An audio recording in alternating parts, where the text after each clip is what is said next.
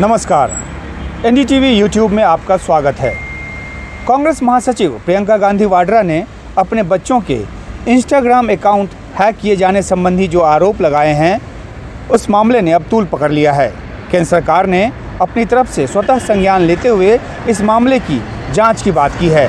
ये जांच information technology department के तहत आने वाले CERT इन करेगी, जिसके पास एक बहुत ही अत्याधुनिक लैब है इस तरह के मामलों की जांच के लिए। हालांकि प्रियंका गांधी वाड्रा ने इस संबंध में किसी तरह का औपचारिक जो एक कंप्लेन है वो नहीं किया है, लेकिन क्योंकि ये मामला गंभीर है, इस आरोप को गंभीरता से लेते हुए सरकार ने इसकी जांच की बात कर दी है।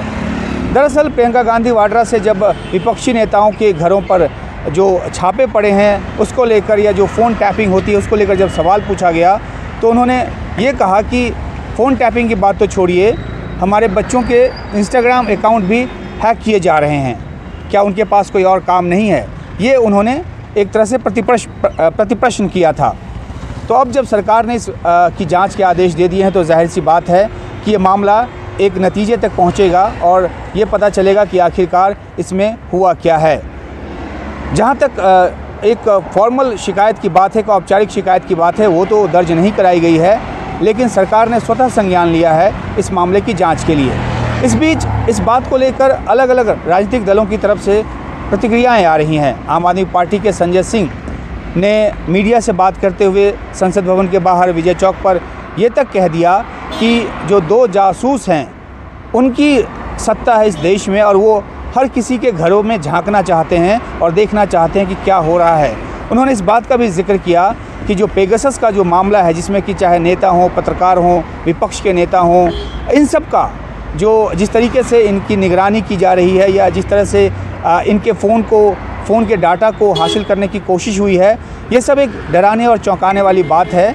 और इन सब बातों से इस बात की गंभीरता का पता चलता है कि आखिरकार ये सरकार किस हद तक ताक झांक में भरोसा करती है। और ये बात कहते हुए उन्होंने ये भी कहा कि उन्होंने गाना सुना था, 2 जासूस करे महसूस।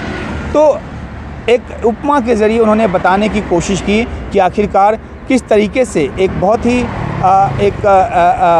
जो सरकार है वो एक बहुत ही इंट्रूसिव तरीके से काम कर रही है, और हर किसी की जो प्राइवेसी है उसको इससे ख़तरा पैदा हो गया है। तो अब जो अलग अलग पार्टी के नेता जिन्होंने आवाज़ उठाई पहले भी कि स्नूपिंग हो रही है, नेताओं के फ़ोन टैप हो रहे हैं, इस नए मामले के खुलासे के बाद, यानी कि प्रियंका गांधी के बच्चों के इंस्टाग्राम अकाउंट हैक होने की बात सामने आने के बाद वो और ज़्यादा मुखर हो गए हैं। देखना है कि इस मामले में जांच किस दिशा में जाती है और क्या कुछ निकलकर सामने आता है। ये जो हैकिंग की बात है, अगर हैकिंग होती है नॉर्मली तो एक शिकायत दर्ज की जाती है। जिस तरीके से अगर कोई आपके फ़ोन से डाटा चुराने की कोशिश करता है और आपको पता चलता है तो आप एक शिकायत दर्ज करते हैं, लेकिन कई ऐसे मामलों में ये भी होता है कि सिर्फ एक बयान दिया जाता है, कोई मामला दर्ज नहीं किया जाता, क्योंकि उनको ये लगता है कि इस मामले में शिकायत दर्ज करके भी क्या होगा, आखिरकार जांच तो इसी सरकार के तहत, इसी तंत्र के तहत होना है। तो अब प्रियंका गांधी की तरफ से ये बात आनी बाकी है कि क्या वाकई में वो एक फॉर्मल कंप्लेन जो है वो दर्ज कराना चाहेंगी क्योंकि मामला गंभीर है, या फिर सरकार जिस तरह से स्वतः संज्ञान लेते हुए जांच के लिए आगे बढ़ रही है वो उससे संतुष्ट हो जाएंगी। तो ये देखने वाली बात होगी। लेकिन इतना ज़रूर है कि तमाम विपक्षी नेता संसद के भीतर और बाहर पेगासस जैसे इश्यूज़ को लेकर भी अपनी आवाज़ मुखर करते रहे हैं। सुप्रीम कोर्ट ने संज्ञान लिया, एक 3 सदस्यीय कमेटी बनाई जो कि इस मामले की जांच कर रही है और आगे जांच करेगी और उसके बाद एक नतीजे पे पहुंचेगी।